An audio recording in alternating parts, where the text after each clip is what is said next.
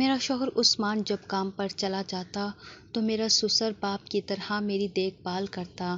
میرا سسر خود اپنے ہاتھوں سے میرے لیے کھانا بناتا، جسے کھانے کے بعد میں سو جاتی تھی۔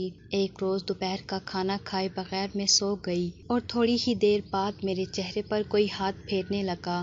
جب میری آنکھ کھلی تو وہاں پر کوئی نہیں تھا۔ مجھے اپنے سسر پر شک سا پڑا تو میں سونے کا ڈرامہ کرنے لگی تو اچانک میری روح لرز گئی۔ میرے کمرے میں تو میرا سسر، میرا نام شمائلہ ہے، BA کرنے کے بعد میں نے آگے پڑھنے سے انکار کر دیا تھا۔ اس لیے امی نے فیصلہ کیا کہ اگر مزید نہیں پڑھنا تو شادی کر کے اپنے گھر جاؤ۔ میں 4 بھائیوں کی اکلوتی بہن تھی، 2 بڑے بھائی اور 2 مجھ سے چھوٹے بھائی۔ چاروں مجھ سے بہت محبت کرتے تھے۔ امی ابو کی بھی لاڈلی تھی۔ ہمارا گھرانہ مالی طور پر بھی خوشحال تھا۔ میرے شوہر عثمان بیٹے تھے، ان کی والدہ کا انتقال ہو چکا تھا۔ میرے سسر فوج سے ریٹائر ہو چکے تھے۔ عثمان ایک پرائیویٹ کمپنی میں اچھی پوسٹ پر تھے۔ اس کے علاوہ ایک بہترین علاقے میں ان کا ایک اور بھی گھر تھا جس کا ٹھیک ٹھاک کرایہ آتا تھا۔ میرے سسر کی پینشن بھی آتی تھی۔ میرے گھر والوں کو یہ رشتہ اچھا لگا۔ یوں میں بیاہ کر عثمان کے گھر آ گئی تھی۔ گھر بہت شاندار اور بہت خوبصورتی سے سجا ہوا تھا۔ ہمارا بیڈ روم بہت کشادہ اور خوبصورت تھا۔ سسر کا کمرہ الگ تھا اور ڈرائنگ روم بھی تھا۔ گھر کی چھت پر بھی ایک اسٹور روم بنا ہوا تھا جس میں فالتو سامان رکھا ہوا تھا۔ میرے جہیز کے سامان کی وجہ سے پرانا فرنیچر اوپر رکھ دیا گیا تھا۔ شادی کی پہلی رات ہی عثمان نے اپنی باتوں سے مجھے اپنا دیوانہ بنا لیا۔ بلا شبہ وہ بہت اچھے انسان تھے۔ میں بھی خوبصورت چہرے اور سراپے کی مالک، میرے بال بھی بہت گھنے اور سیاہ تھے۔ مجموعی طور پر میں ایک حسین لڑکی تھی۔ ہماری جوڑی کمال کی تھی۔ شادی کے بعد پہلی صبح عثمان ابھی سو رہے تھے۔ میں تیار ہو کر باہر آئی تھی۔ سوچا تھا کہ میری آؤ بھگت کرنے والا گھر میں کوئی نہیں ہے تو خود ہی چائے بنا لوں۔ میں باہر آئی تو ڈائننگ ٹیبل پر بیٹھے میرے سسر جوس پی رہے تھے۔ میں نے سلام کیا، کہنے لگے، آؤ بیٹی، اس گھر میں آج تمہارا پہلا دن ہے۔ تمہاری ساس ہوتی تو تمہارے لیے ناشتہ بناتی، اس لیے اب میں تمہارے لیے بہت اچھا سا ناشتہ بناتا ہوں۔ نہیں، میں خود بنا لوں گی۔ آپ بتائیے آپ کیا کھائیں گے؟ میں آپ کے لیے ناشتہ بناتی ہوں۔ مگر انہوں نے مجھے کچھ نہیں کرنے دیا اور میرے لیے بہت اچھا ناشتہ بنا لائے۔ ناشتہ کرتے ہوئے باتیں کرتے رہے۔ میری جھجک بھی دور ہو گئی۔ وہ بہت تھے۔ شام کو ہم امی کی طرف چلے گئے۔ وہاں سے رات کو ڈنر کے بعد واپس آئے۔ گیٹ کی چابی ہمارے پاس بھی تھی۔ میرے سسر سو چکے تھے۔ آنے والے چند دنوں میں ہی میں نئے گھر میں ایڈجسٹ ہو گئی۔ میرے گھر والے بہت مطمئن تھے کہ ان کی بیٹی کو بہت اچھا سسرال ملا تھا۔ 1 ہفتے بعد ہم ہنی مون کے لیے شمالی علاقہ جات کی طرف نکل گئے۔ 2 ہفتے کے بعد واپس آئے۔ ہمارے آنے پر میرے سسر بہت خوش تھے۔ اتنے دن اکیلے جو رہ رہے تھے۔ عثمان کی چھٹیاں ختم ہو گئی تو وہ آفس جانے لگے۔ میں نے گھر مکمل طور پر سنبھال لیا تھا۔ عثمان صبح 9 بجے آفس جاتے تھے۔ میں ناشتہ بنا کر ان کی تیاری میں مدد کرتی۔ ان کے جانے کے بعد اپنا اور سسر کا ناشتہ تیار کرتی۔ سسر صبح سویرے واک کے لیے چلے جاتے تھے۔ وہاں سے آ کر لیٹ جاتے اور 10 بجے ناشتہ کرتے تھے۔ واک کے بعد وہ پہلے جوس پیتے تھے۔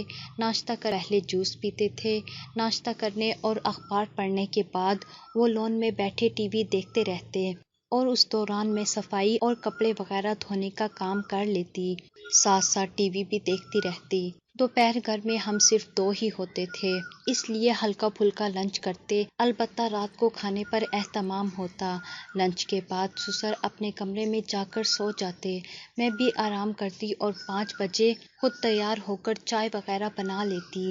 عثمان آتے تو ہم دونوں اکٹھے چائے پیتے۔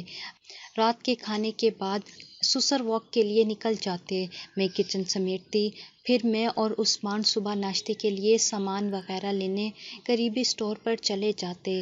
رات کو میں سسر کو 1 گلاس دودھ دے کر اپنے بیڈ روم میں آ جاتی تھی۔ میری زندگی بہت خوبصورت ہو گئی تھی۔ محبت کرنے والا شوہر اور خیال رکھنے والا سسر تھا۔ سسر اکثر کاموں میں میرا ہاتھ بٹا دیتے تھے۔ ہم فلم دیکھتے، اس پر تبصرہ کرتے۔ عثمان خوش تھے کہ میں اس کے والد کا بہت خیال رکھتی ہوں۔ دن گزرتے گئے اور ہماری شادی کو 1 سال ہو گیا۔ ابھی ہمارا بچے کی طرف کوئی دھیان نہیں تھا۔ میں کہتی تھی کہ ہمیں کسی ڈاکٹر کو چیک کروا لینا چاہیے، مگر عثمان کا خیال تھا کہ وہ بچے کی ذمہ داری میں نہیں پڑنا چاہتا۔ میں بھی ان کے خیال سے متفق تھی۔ ہماری شادی کی پہلی سالگرہ دھوم دھام سے منانے کا فیصلہ سسر کا تھا۔ بڑے پیمانے پر تقریب کا اہتمام کیا گیا۔ سسر نے مجھے اور عثمان کو تحفے کے طور پر 50,000 روپے دیے تھے کہ ہم اپنی مرضی سے گفٹ خرید لیں۔ سارا انتظام بھی انہوں نے کیا تھا۔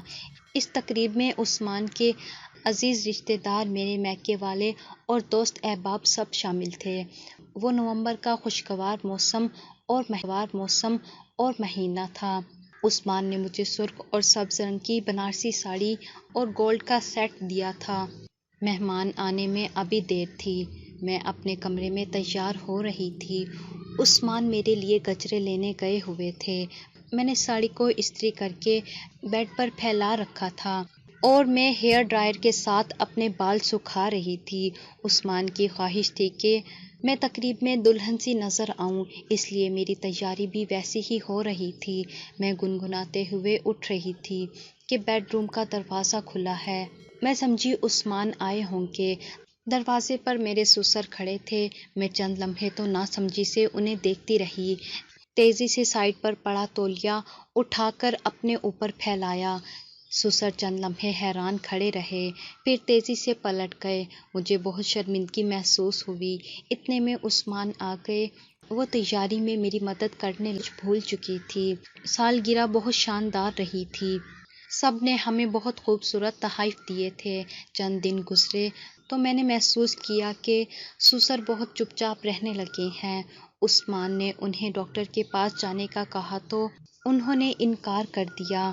پھر 2-4 دن بعد وہ پہلے کی طرح ہو گئے اور گھر میں اب وہی روٹین تھی۔ سارا دن گھر کا کام کر کے سسر سے گپ شپ کرتے گزر جاتا، مگر کچھ دنوں سے میں محسوس کر رہی تھی کہ سسر مجھے اکثر بہت غور سے دیکھنے لگے تھے، لیکن جب میں متوجہ ہوتی تو وہ ادھر ادھر دیکھنے لگتے تھے۔ میں کپڑے دھو کر فارغ ہوئی تو میں نے سوچا لان بہت گندا ہو رہا ہے، اسے دھو لوں۔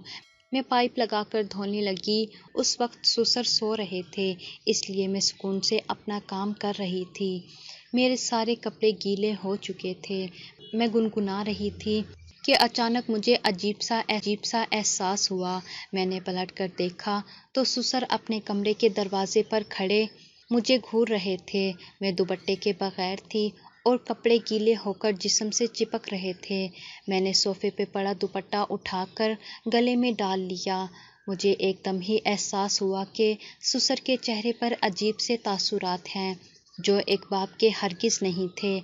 عورت کو اللہ نے ایسی حس دی ہے جو وہ سامنے والے مرد کی نظروں کو پہچان جاتی ہے۔ پھر وہ اپنے کمرے میں چلے گئے۔ میں پریشان سی وہیں بیٹھ گئی، کچھ دیر سوچتی رہی، پھر خود ہی اپنے آپ کو دلاسا دے دیا کہ مجھے ایسی ویسی بات نہیں سوچنی چاہیے۔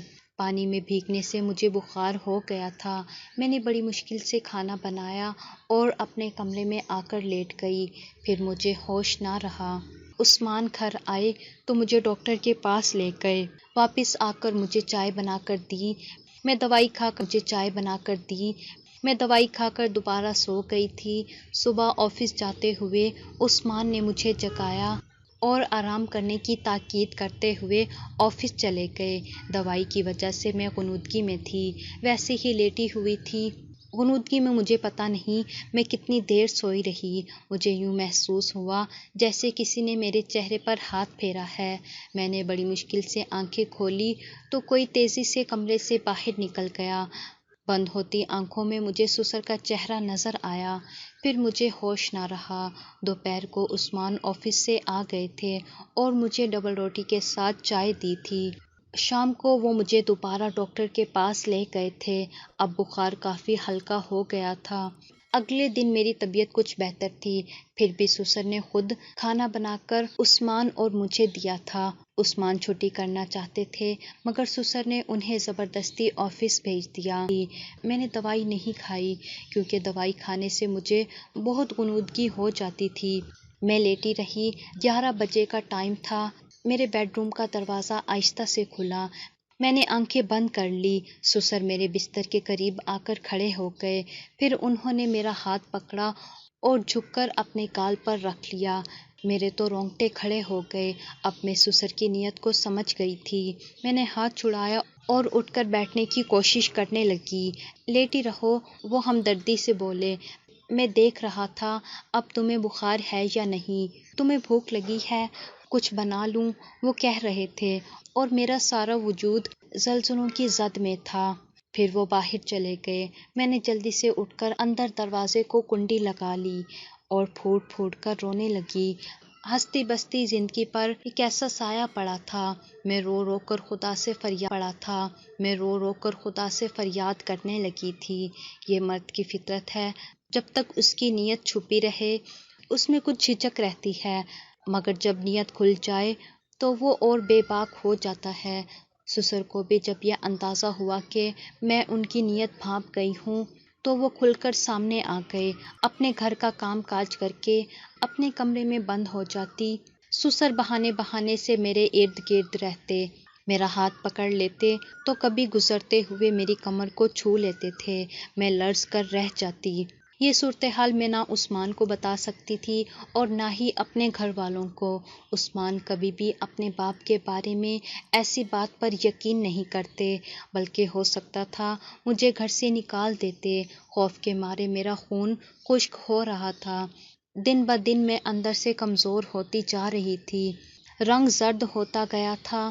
امی کے گھر جاتی تو وہ پوچھتی کہ کیا بات ہے، عثمان تمہارا خیال نہیں رکھتے؟ میں انہیں جھوٹی تسلیاں دیتی۔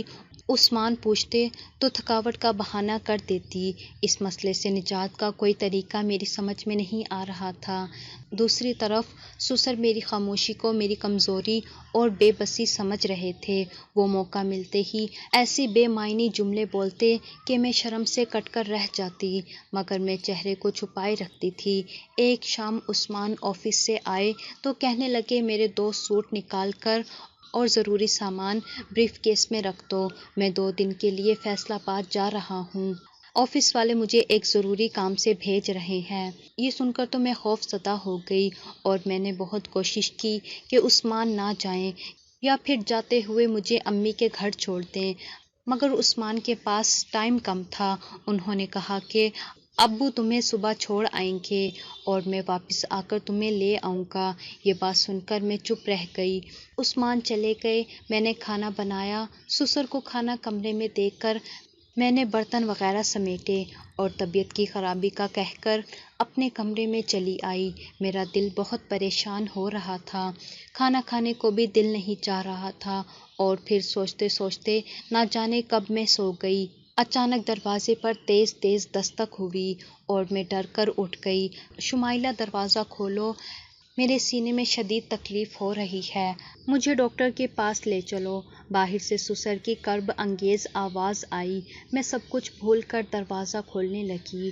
اچانک میرے ذہن میں خیال آیا کہ سسر کی کوئی چال نہ ہو۔ میں رک گئی۔ وہ دروازہ کھٹکاتے رہے، ہار کر شاید واپس چلے گئے تو میں نے سکون کی سانس لی۔ کچھ دیر بعد میں نے آہستگی سے دروازہ کھولا۔ میں تھی، بھوک سے میرے پیٹ میں بل پڑ رہے تھے۔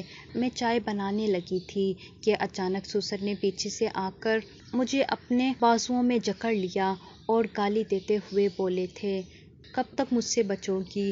میں تو ان کے منہ سے گالی سن کر حیران رہ گئی تھی۔ پھر دوسرے ہی لمحے میں نے پوری قوت سے اپنے آپ کو چھڑایا تھا اور کچن سے بھاگ کر باہر آ گئی تھی، مگر اس سے پہلے کہ میں اپنے کمرے میں گھس جاتی انہوں نے مجھے پیچھے سے کب تک بچو گی؟ میں نے ایک بار پھر اپنے آپ کو چھڑایا تھا۔ ادھر ادھر بھاگنے لگی تو وہ میرے پیچھے پیچھے بھاگتے رہے۔ آج تو میں تمہیں نہیں چھوڑوں گا۔ وہ میرے قریب آ چکے تھے۔ اب میں صوفے کے گرد بھاگ رہی تھی، پھر اچانک انہوں نے میرا ہاتھ پکڑا تھا۔ میں آگے ہوئی تو انہیں جھٹکا لگا تھا۔ اور وہ تھک چکے تھے، لڑکھڑاتے ہوئے نیچے گر گئے۔ درمیان میں ٹیبل پڑی تھی، ان کا سر اس سے ٹکرایا تھا اور وہ دھڑم سے نیچے گر گئے تھے۔ ان کے سر سے خون کا جیسے فوارہ نکلا تھا۔ میں کھڑی تھی جبکہ وہ بالکل بے سدھ پڑے تھے۔ میں نے اپنا دوپٹہ لیتے ہوئے اپنے آپ کو سنبھالا تھا، بال ٹھیک کیے اور باہر کا دروازہ کھول کر ہمسائے کے گھر زور زور سے دستک دینے لگی۔ پھر تھوڑی ہی دیر میں ارد گرد لوگ اکٹھے ہو گئے تھے تو میں نے انہیں بتایا کہ میں اپنے کمرے میں سوئی ہوئی تھی، پانی پینے کے لیے اٹھی اور اپنے کمرے سے باہر آئی تو باہر سسر گرے ہوئے تھے، شاید باہر سے آئے تھے، چوٹ لگ گئی تو وہ بے ہوش ہو گئے۔ یہ کہہ کر میں رونے لگی تھی۔ سسر کو ہسپتال پہنچا دیا گیا مگر وہ مر چکے تھے۔ عثمان کو اطلاع دی گئی، وہ پہلی فلائٹ سے پہنچ گئے۔ ان کی حالت دیکھنے والی نہ تھی، ماں تو پہلے ہی نہیں تھی، باپ بھی چلا گیا۔ وہ رو رہے تھے اور میں اپنے دکھ کو رو رہی تھی۔ اور پھر سسر کی تدفین ہو گئی۔ تمام عزیز رشتہ دار اپنے اپنے گھروں کو لوٹ گئے تھے۔ میں عثمان کو سنبھالتے سنبھالتے تھکنے لگی تھی۔ ان کا صدمہ کسی صورت کم نہیں ہو رہا تھا، کھانا پینا چھوڑ رکھا تھا۔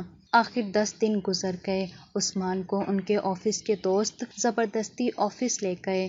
میں اب اندر سے بہت خوف زدہ تھی، اس احساس جرم سے بے حال ہو رہی تھی کہ میرے ہاتھوں سے کیا ہو گیا۔ میری حالت دن بہ دن خراب ہوتی جا رہی تھی۔ عثمان اب مکمل طور پر سنبھل چکے تھے اور ابھی انہیں میری فکر رہنے لگی۔ انہی دنوں مجھے ماں بننے کی خبر بھی ملی تھی۔ میری حالت دن بہ دن خراب ہوتی جا رہی تھی۔ مجھے اکثر خواب میں سسر نظر آتے تھے تو میں چیخ مار کر اٹھ جاتی۔